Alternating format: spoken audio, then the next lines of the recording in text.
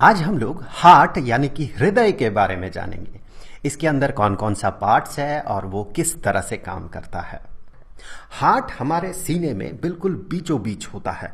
बंद मुट्ठी के आकार का ये हार्ट दो लंग्स के बीच ठीक बीचों बीच होता है, लेकिन इसका निचला हिस्सा बाईं तरफ झुकी हुई होती है। यहां पर आप ध्यान दें, ये हम दाहिने बाएं इस तरीके से कहेंगे कि हम मान लेंगे कि हमारे सामने एक इंसान खड़ा है और वो हमारे तरफ मुंह करके खड़ा है और उसका हार्ट हम देख रहे हैं, तो ऑब्वियसली ये उसका लेफ्ट साइड होगा जो कि हमारा राइट साइड है और ये उसका राइट साइड होगा। तो इस बात को आप थोड़ा ध्यान दें। ब्लड सर्कुलेशन के लिए रिस्पॉन्सिबल होता है हार्ट।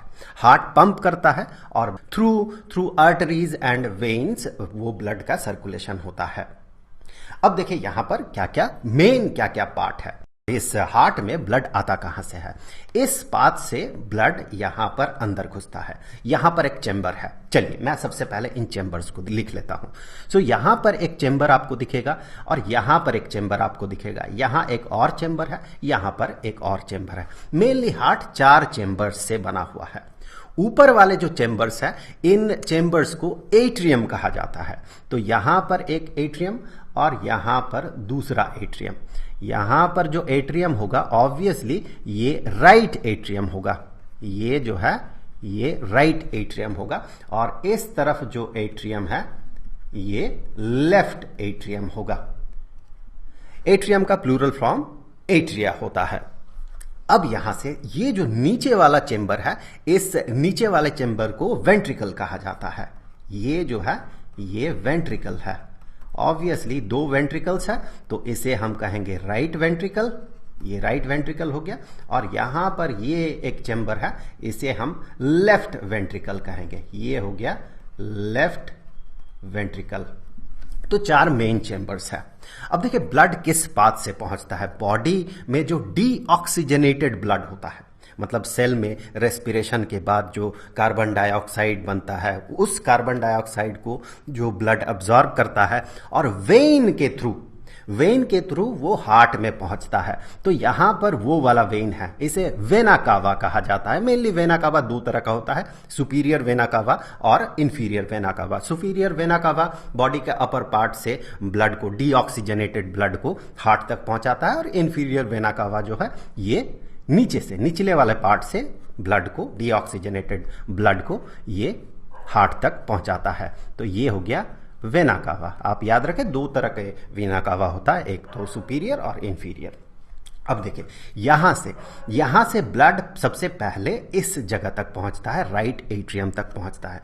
उसके बाद ये राइट एट्रियम से राइट वेंट्रिकल तक पहुंचता है। अब राइट वेंट्रिकल से होते हुए यहां से जो पाल्मोनरी आर्टरी है, पाल्मोनरी आर्टरी से ये डीऑक्सीजनेटेड ब्लड पहुंच जाता है लंग्स तक। सो ये जो है ये पाल्मोनरी आर्टरी है। पाल्मोनरी पाल्मोनरी आर्टरी। तो यहां से देखिए एक पाथ इधर एक तरफ लंग्स में जाता है और दूसरे इस पाथ से दूसरे लंग्स में जाता है।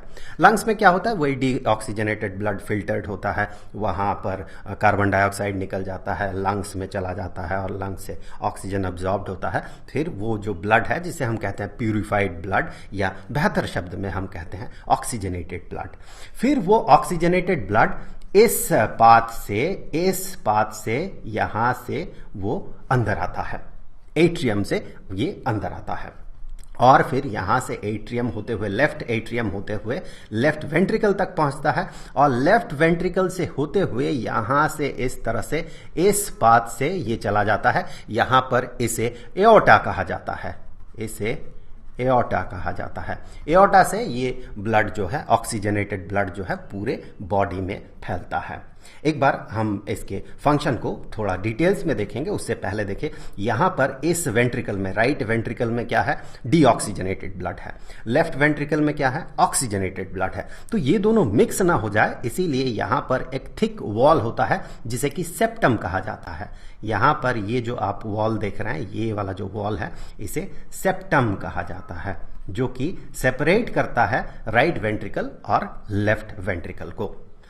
और और यहाँ पर आप देखिए सबसे पहले जैसे कि हम बात कर रहे थे वीना कावा तक यहाँ पर डीऑक्सीजनेटेड ब्लड पहुँचता है। यहाँ पर सबसे पहले एट्रियम जो है ये इन्फ्लेट कर जाता है, जिसके कारण कि यहाँ तक डीऑक्सीजनेटेड ब्लड वीना कावा से पहुंचता है। अब यहाँ पर इसका कॉन्ट्रैक्शन होता है, एट्रियम का होता है कॉन्ट्रैक्शन।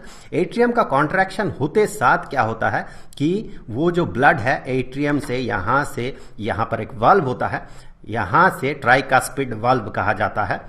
उस ट्राइकास्पिड वाल्व से वो वाल्व खुल जाता है ऑब्वियसली, ट्राइकास्पिड वाल्व से वो राइट वेंट्रिकल तक पहुंचता है। तो मैं यहां पर लिख दूं, यहां पर जो एक वाल्व है, जो कि ऑब्वियसली वाल्व है मतलब एक ही तरफ खुलेगा, ब्लड को एक ही तरफ जाने देगा। मतलब ऐसा नहीं होगा कि कभी वेंट्रिकल से ब्लड एट्रियम में चला जाए, ऐसा नहीं होता है। हमेशा ब्लड जो है एट्रियम से वेंट्रिकल में आता है।